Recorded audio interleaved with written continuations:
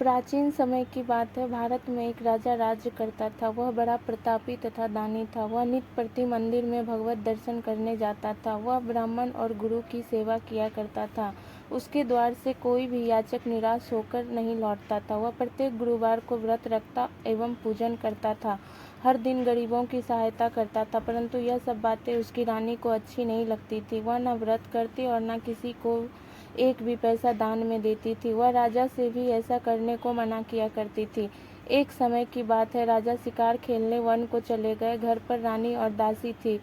उस समय गुरु बृहस्पति साधु का रूप धारण कर राजा के दरवाजे पर भिक्षा मांगने आए। साधु ने रानी से भिक्षा मांगी तो वह कहने लगी, हे साधु महाराज, मैं इस दान और पुण्य से तंग आ गई हूँ। इस कार्य के लिए तो मेरे पतिदेव ही बहुत हैं। अब आप ऐसी कृपा करें कि सारा धन नष्ट हो जाए तथा मैं आराम से रह सकूं। साधु रूपी बृहस्पति देव ने कहा, हे देवी, तुम बड़ी विचित्र हो। संतान और धन से कोई दुखी नहीं होता, इसको सभी चाहते हैं। पापी भी पुत्र और धन की इच्छा करता है। अगर तुम्हारे पास धन अधिक है तो भूखे मनुष्यों को भोजन कराओ, प्याऊ लगवाओ, ब्राह्मणों को दान दो, धर्मशालाएं बनवाओ, कुआं, तालाब, बावड़ी, बाग बगीचे आदि का निर्माण कराओ तथा निर्धन की कुमारी कन्याओं का विवाह कराओ। साथ ही यज्ञ आदि करो। इस प्रकार के कर्मों से आपके कुल का और आपका नाम परलोक में सार्थक होगा एवं स्वर्ग की प्राप्ति होगी। परंतु रानी साधु की इन बातों से खुश नहीं हुई। उसने कहा, हे साधु महाराज, मुझे ऐसे धन की आवश्यकता नहीं जिसको मैं अन्य लोगों को दान दूं तथा जिसको रखने और संभालने में ही मेरा सारा समय नष्ट हो जाए। साधु ने कहा, हे देवी, यदि तुम्हारी ऐसी ही इच्छा है तो जैसा मैं तुम्हें बताता हूँ तुम वैसा ही करना। बृहस्पतिवार के दिन घर को गोबर से लिपना, अपने केसों को पीली मिट्टी से धोना, केसों को धोते समय स्नान करना, राजा से कहना वह हजामत करवाए, भोजन में मांस मदिरा खाना, कपड़ा धोबी के यहाँ धुलने देना। इस प्रकार 7 बृहस्पतिवार करने से तुम्हारा धन नष्ट हो जाएगा। यह कहकर साधु महाराज रूपी बृहस्पति देव अंतर्ध्यान हो गए। रानी ने साधु के कहने के अनुसार 7 बृहस्पतिवार तक वैसा ही करने का विचार किया। साधु के बताए अनुसार कार्य करते हुए केवल 3 बृहस्पतिवार ही बीते थे कि उसकी समस्त धन संपत्ति नष्ट हो गई। भोजन के लिए दोनों समय परिवार तरसने लगा तथा सांसारिक भोगों से दुखी रहने लगा। तब वह राजा रानी से कहने लगा, हे रानी, तुम यहाँ पर रहो, मैं दूसरे देश को जाता हूँ, क्योंकि यहाँ पर मुझे सभी मनुष्य जानते हैं, इसलिए मैं यहाँ कोई कार्य नहीं कर सकता। मैं अब परदेश जा रहा हूँ, वहाँ कोई काम धंधा करूँगा, शायद हमारे भाग्य बदल जाएं। ऐसा कहकर राजा परदेश चला गया। वह वहाँ जंगल से लकड़ी काटकर लाता और शहर में बेचता। इस तरह जीवन व्यतीत करने लगा। इधर राजा के बिना रानी और दासियां दुखी रहने लगी। किसी दिन भोजन मिलता और किसी दिन जल पीकर ही रह जाती। एक समय रानी और दासियों को 7 दिन बिना भोजन के व्यतीत करना पड़ा तो रानी ने अपनी दासी से कहा, हे दासी, यहाँ पास ही के नगर में मेरी बहन रहती है, वह बड़ी धनवान है, तो उसके पास जा और वहाँ से 5 सेर बेजर मांग कर ले आ, जिससे कुछ समय के लिए गुजर हो जाएगा। दासी रानी की बहन के पास गई। रानी की बहन उस समय पूजा कर रही थी। बृहस्पतिवार का दिन था। दासी ने रानी की बहन से कहा, हे रानी, मुझे आपकी बहन ने भेजा है, मुझे 5 सेर बेजर दे दो। दासी ने यह बात अनेक बार कही, परंतु रानी की बहन ने कोई उत्तर नहीं दिया, क्योंकि वह उस समय बृहस्पतिवार की कथा सुन रही थी। जब दासी को रानी की बहन से कोई उत्तर नहीं मिला तो वह बहुत दुखी हुई। उसे क्रोध भी आया। वह लौटकर रानी से बोली, हे रानी, आपकी बहन बहुत ही धनी स्त्री है, वह छोटे लोगों से बात भी नहीं करती। मैंने उससे कहा तो उसने कोई उत्तर नहीं दिया। मैं वापस चली आई। रानी बोली, हे दासी, इसमें उसका कोई दोष नहीं है। जब बुरे दिन आते हैं तब कोई सहारा नहीं देता। अच्छे बुरे का पता विपत्ति में ही लगता है। जो ईश्वर की इच्छा होगी वही होगा। यह सब हमारे भाग का दोष है। उधर रानी की बहन ने सोचा कि मेरी बहन की दासी आई थी, परंतु मैं उससे नहीं बोली, इससे वह बहुत दुखी हुई होगी। अतः कथा सुन और विष्णु भगवान का पूजन समाप्त कर वह अपनी बहन के घर आई और कहने लगी, हे बहन, मैं बृहस्पतिवार का व्रत कर रही थी, तुम्हारी दासी हमारे घर गई थी, परंतु जब तक कथा होती है तब तक हम लोग ना उठते हैं और ना बोलते हैं, इसलिए मैं नहीं बोली। कहो दासी, क्यों गई थी? रानी बोली, बहन, हमारे घर अनाज नहीं था। वैसे तुमसे कोई बात छिपी नहीं है, इस कारण मैंने दासी को तुम्हारे पास 5 सेर बेजर लेने के लिए भेजा था। रानी की बहन बोली, बहन देखो, बृहस्पति भगवान सबकी मनोकामना पूर्ण करते हैं, देखो शायद तुम्हारे घर में अनाज रखा हो। यह सुनकर दासी घर के अंदर गई तो वहाँ उसे एक घड़ा बेजर का भरा मिल गया। उसे बड़ी हैरानी हुई क्योंकि उसने एक एक बर्तन देख लिया था। उसने बाहर आकर रानी को बताया। दासी अपनी रानी से कहने लगी, हे रानी, देखो, वैसे हमको जब अन्न नहीं मिलता तो हम रोज ही व्रत करते हैं। अगर इनसे व्रत की विधि और कथा पूछ ली जाए तो उसे हम भी किया करेंगे। दासी के कहने पर रानी ने अपनी बहन से बृहस्पतिवार व्रत के बारे में पूछा। उसकी बहन ने बताया, हे रानी बहन, बृहस्पतिवार को सूर्योदय से पूर्व उठकर स्नान करके बृहस्पतिवार का व्रत करना चाहिए, लेकिन उस दिन सिर नहीं धोना चाहिए। बृहस्पतिवार के व्रत में चने की दाल और मुनक्का से विष्णु भगवान का केले के वृक्ष की जड़ में पूजन करे तथा दीपक जलावे। उस दिन एक ही समय भोजन करे। भोजन पीले खाद्य पदार्थ का करे तथा कथा सुने। इस प्रकार करने से गुरु भगवान प्रसन्न होते हैं, अन्न पुत्र धन देते हैं, मनोकामना पूर्ण करते हैं। व्रत और पूजन की विधि बताकर रानी की बहन अपने घर लौट गई। रानी और दासी दोनों ने निश्चय किया कि बृहस्पति देव भगवान का पूजन जरूर करेंगे। 7 दिन बाद जब बृहस्पतिवार आया तो उन्होंने व्रत रखा। घुड़साल में जाकर चना और गुड़ बीन लाई तथा उसकी दाल से केले की जड़ तथा विष्णु भगवान का पूजन किया। अब भोजन पीला कहाँ से आए? दोनों बड़ी दुखी हुई, परंतु उन्होंने व्रत किया था, इस कारण बृहस्पति देव भगवान प्रसन्न थे।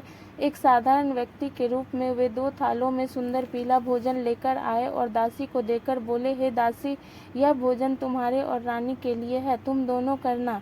दासी भोजन पाकर बड़ी प्रसन्न हुई और रानी से बोली, रानी जी, भोजन कर लो। रानी को भोजन आने के बारे में कुछ पता नहीं था, इसलिए वह दासी से बोली, जा तू ही भोजन कर, क्योंकि तू हमारी व्यर्थ में हंसी उड़ाती है। दासी बोली, एक व्यक्ति भोजन दे गया है। रानी कहने लगी, वह भोजन तेरे ही लिए दे गया है, तू ही भोजन कर। दासी ने कहा, वह व्यक्ति हम दोनों के लिए 2 थालों में भोजन दे गया है, इसलिए मैं और आप दोनों ही साथ साथ भोजन करेंगी। दोनों ने गुरु भगवान को नमस्कार कर भोजन प्रारंभ किया। उसके बाद से वे प्रत्येक बृहस्पतिवार को गुरु भगवान का व्रत और पूजन करने लगी। बृहस्पति भगवान की कृपा से उनके पास धन हो गया, परंतु रानी फिर पहले की तरह आलस से करने लगी। तब दासी बोली, देखो रानी, तुम पहले भी इस प्रकार आलस से करती थी, तुम्हें धन के रखने में कष्ट होता था, इस कारण सभी धन नष्ट हो गया। अब गुरु भगवान की कृपा से धन मिला है तो फिर तुम्हें आलस से होता है। बड़ी मुसीबतों के बाद हमने यह धन पाया है, इसलिए हमें दान पुण्य करना चाहिए।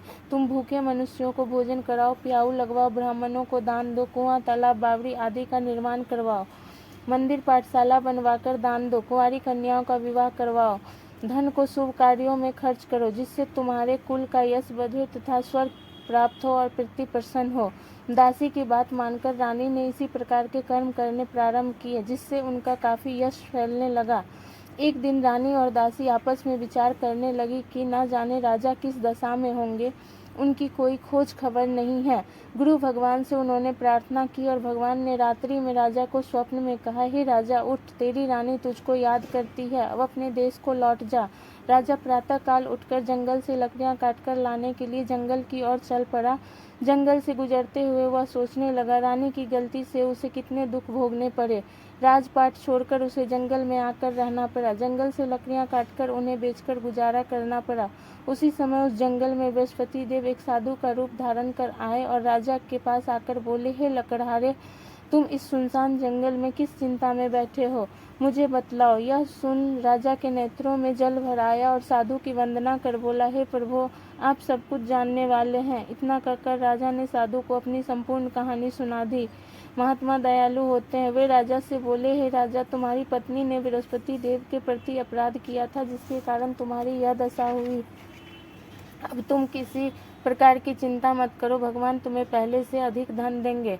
देखो, तुम्हारी पत्नी ने बृहस्पतिवार का व्रत प्रारंभ कर दिया है। अब तुम भी बृहस्पतिवार का व्रत करके चने की दाल व गुड़ जल के लोटे में डालकर केले का पूजन करो, फिर कथा कहो या सुनो, भगवान तुम्हारी सब मनोकामनाओं को पूर्ण करेंगे।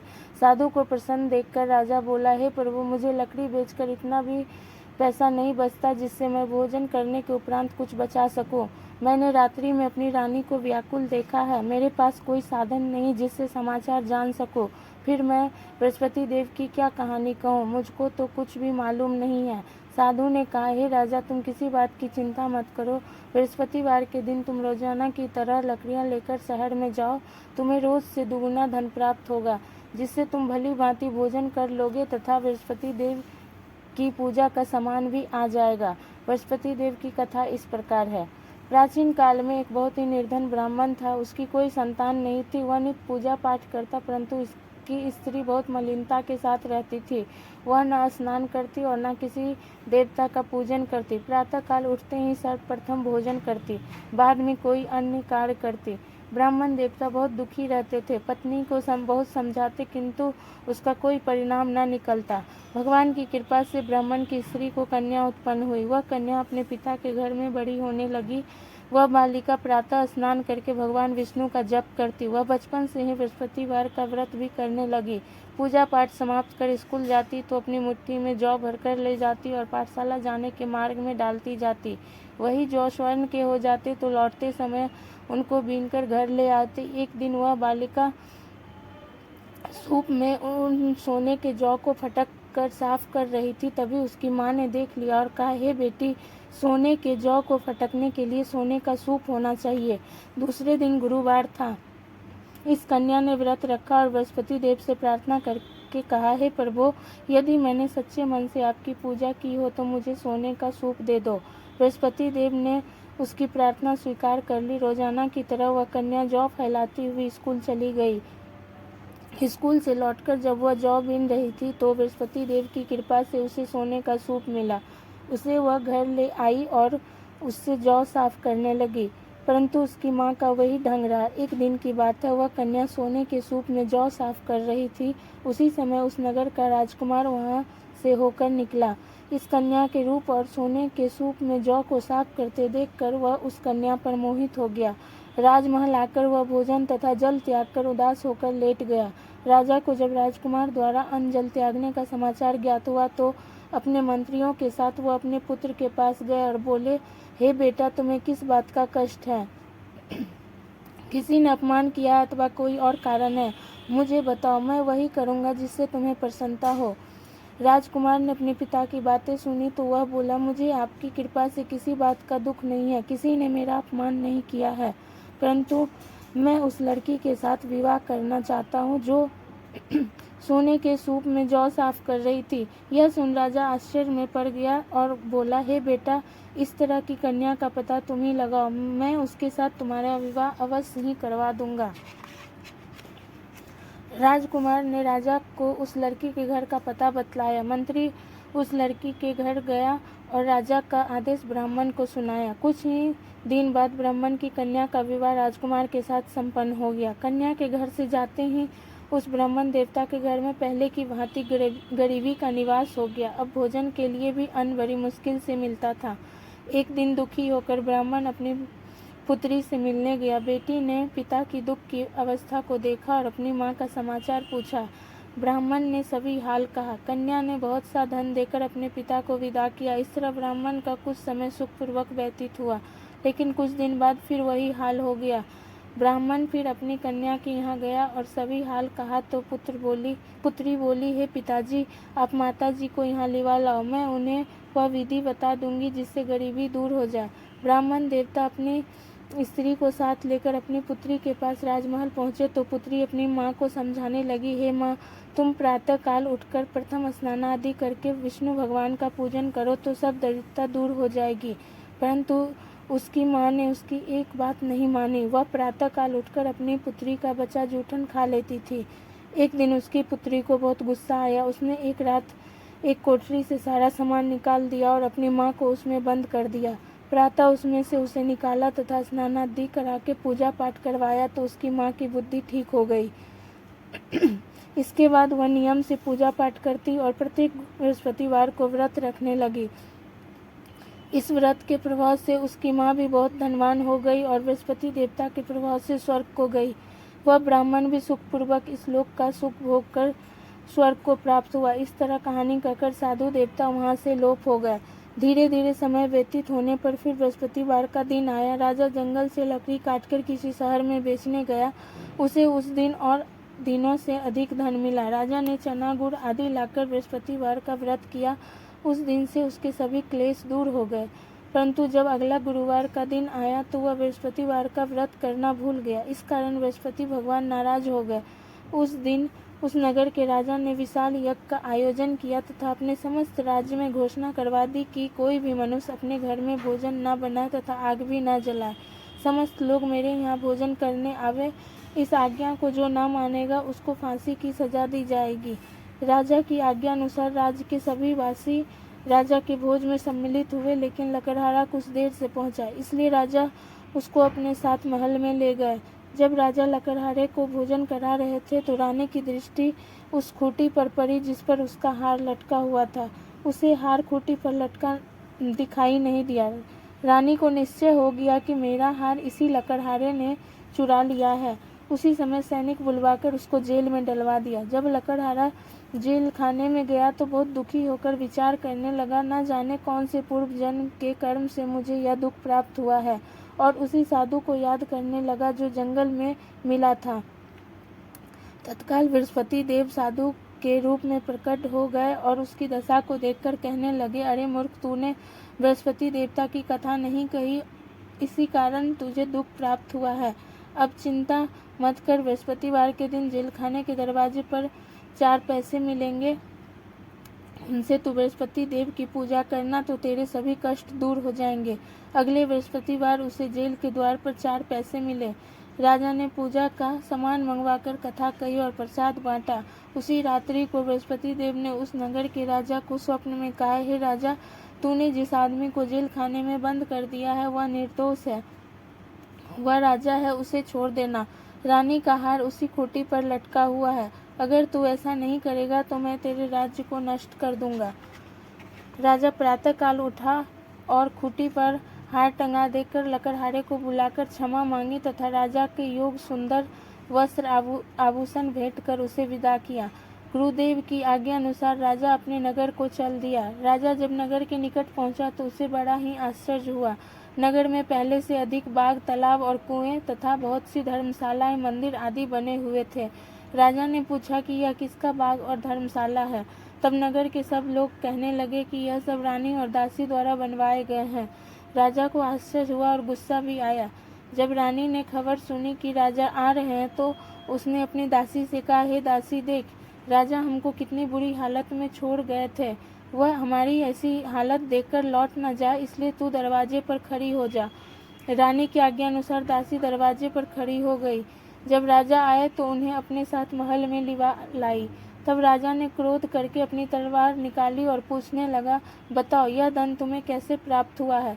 तब रानी ने बताया, हमें यह सब धन बृहस्पति देव के व्रत के प्रभाव से प्राप्त हुआ है। राजा ने तब निश्चय किया कि 7 रोज बाद तो सभी बृहस्पति देव का पूजन करते हैं, परंतु मैं रोजाना दिन में 3 बार कथा कहा करूँगा तथा रोज व्रत किया करूँगा। अब हर समय राजा के दुपट्टे में चने की दाल बंधी रहती थी तथा दिन में 3 बार कथा कहता था। एक रोज राजा ने विचार किया कि चलो अपनी बहन के यहाँ हो आवे। इस तरह का निश्चय कर राजा घोड़े पर सवार हो अपनी बहन के यहाँ चल दिया। मार्ग में उसने देखा कि कुछ आदमी एक मुर्दे को लिए जा रहे हैं। उन्हें रोककर राजा कहने लगा, अरे भाइयों, मेरी बृहस्पतिवार की कथा सुन लो। वे बोले, लो, हमारा तो आदमी मर गया है, इसको अपनी कथा की पड़ी है। परंतु कुछ आदमी बोले, अच्छा कहो, हम तुम्हारी कथा भी सुनेंगे। राजा ने दाल निकाली और कथा कहनी शुरू कर दी। जब कथा आधी हुई तो मुर्दा हिलने लगा और जब कथा समाप्त हुई तो राम राम करते हुए मुर्दा खड़ा हो गया। राजा आगे बढ़ा, उसे चलते चलते शाम हो गई। आगे मार्ग में उसे एक किसान खेत में हल चलाता मिला। राजा उससे बोला, अरे भैया, तुम मेरी बृहस्पतिवार की कथा सुन लो। किसान बोला, जब तक मैं तेरी कथा सुनूंगा तब तक 4 हरैया जोत लूंगा, जा अपनी कथा किसी और को सुनाना। राजा आगे चलने लगा। राजा के हटते ही बैल पछाड़ खाकर गिर गए तथा किसान के पेट में बहुत जोर से दर्द होने लगा। उसी समय किसान की माँ रोटी लेकर आई। उसने जब यह देखा तो अपने पुत्र से सब हाल पूछा। बेटे ने सभी हाल बता दिया। बुढ़िया दौड़ी दौड़ी उस घुड़सवार के पास गई और उससे बोली, मैं तेरी कथा सुनूंगी, तू अपनी कथा मेरे खेत पर ही चलकर कहना। राजा ने लौटकर बुढ़िया के खेत पर जाकर कथा कही, जिसके सुनते ही बैल खड़े हो गए तथा किसान के पेट का दर्द भी बंद हो गया। राजा अपनी बहन के घर पहुंच गया। बहन ने भाई की खूब मेहमानी की। दूसरे रोज प्रातःकाल राजा जागा तो वह देखने लगा कि सब लोग भोजन कर रहे हैं। राजा ने अपनी बहन से जब पूछा कि ऐसा कोई मनुष्य है जिसने भोजन नहीं किया हो, जो मेरी बृहस्पतिवार की कथा सुन ले। तो बहन बोली, हे भैया, यह देश ऐसा ही है, पहले यहाँ के लोग भोजन करते हैं, बाद में अन्य काम करते हैं। अगर पड़ोस में कोई हो तो देख आती हूँ। ऐसा कहकर बहन देखने चली गई, परंतु उसे कोई भी ऐसा व्यक्ति नहीं मिला जिसने भोजन ना किया हो। वह एक कुम्हार के घर गई जिसका लड़का बीमार था। उसे मालूम हुआ कि उसके यहाँ 3 दिन से किसी ने भोजन नहीं किया है। रानी ने अपने भाई की कथा सुनने के लिए कुम्हार से कहा। वह तैयार हो गया। राजा ने जाकर बृहस्पतिवार की कथा कही, जिसको सुनकर उसका लड़का ठीक हो गया। अब तो राजा की प्रशंसा होने लगी। एक दिन राजा ने अपनी बहन से कहा, हे बहन, मैं अपने घर जाऊंगा, तुम भी तैयार हो जाओ। राजा की बहन ने अपनी सास से अपने भाई के साथ जाने की आज्ञा मांगी। सास बोली, चली जा, परंतु अपने लड़कों को मत ले जाना, क्योंकि तेरे भाई को कोई संतान नहीं होती है। बहन ने अपने भाई से कहा, हे भैया, मैं तो चलूंगी, परंतु कोई बालक नहीं जाएगा। राजा ने कहा, जब कोई बालक नहीं चलेगा तब तुम ही जाकर क्या करोगी। दुखी मन से राजा अपने नगर को लौट आया। राजा ने अपनी रानी से कहा, हम निसंतान है, इसलिए कोई हमारे घर आना पसंद नहीं करता। इतना कह वह बिना भोजन आदि किए सैया पर लेट गया। रानी बोली, हे प्रभु, बृहस्पति देव ने हमें सब कुछ दिया है, वह हमें संतान भी अवश्य देंगे। उसी रात बृहस्पति देव ने राजा को स्वप्न में कहा, हे राजा, उठ, सभी सोच त्याग दे, तेरी रानी गर्भवती है। राजा को यह जानकर बड़ी खुशी हुई। 9वें महीने रानी के गर्भ से एक सुंदर पुत्र पैदा हुआ। जब राजा की बहन ने यह शुभ समाचार सुना तो वह बहुत खुश हुई तथा बधाई लेकर अपने भाई के यहाँ आई। तभी रानी ने कहा, घोड़ा चढ़कर नहीं आई, गधा चढ़ी आई। राजा की बहन बोली, भाई, मैं इस प्रकार ना कहती तो तुम्हें औलाद कैसे मिलती। बृहस्पति देव ऐसे ही हैं, जिसके मन में जो कामनाएं रहती है सभी को पूर्ण करते हैं। जो सद्भावना पूर्वक बृहस्पतिवार का व्रत करता है एवं पढ़ता है अथवा सुनता है और दूसरों को सुनाता है, बृहस्पति देव उसकी सभी मनोकामना पूर्ण करते हैं। बृहस्पति देव उनकी सदैव रक्षा करते हैं। जो संसार में सद्भावना वो सच्चे हृदय से बृहस्पति देव का पूजन करते हैं, उनकी सभी मनोकामनाएं उसी प्रकार पूर्ण होती है जैसे रानी और राजा ने बृहस्पति देव की कथा का गुणगान किया। उनकी सभी इच्छाएं बृहस्पति देव ने पूर्ण की। मनुष्य को हृदय से उनका मनन करते हुए जयकार करना चाहिए। बृहस्पति देवा, ओम जय बृहस्पति देवा, छिन छिन भोग लगाऊं, छिन छिन भोग लगाऊं, कदली फल मेवा, ओम जय बृहस्पति देवा। तुम पूरन परमात्मा, तुम अंतर्यामी, जगत पिता जगदीश्वर, जगत पिता जगदीश्वर, तुम सबके स्वामी, ओम जय बृहस्पति देवा। चरणामृत निज निर्मल, सब पातक हरता, सकल मनोरथ दायक, सकल मनोरथ दायक, कृपा करो भरता, ओम जय बृहस्पति देवा। तन मन धन अर्पण कर, जो जन शरण पड़े, प्रभु प्रकट तब होकर, प्रभु प्रकट तब होकर, आकर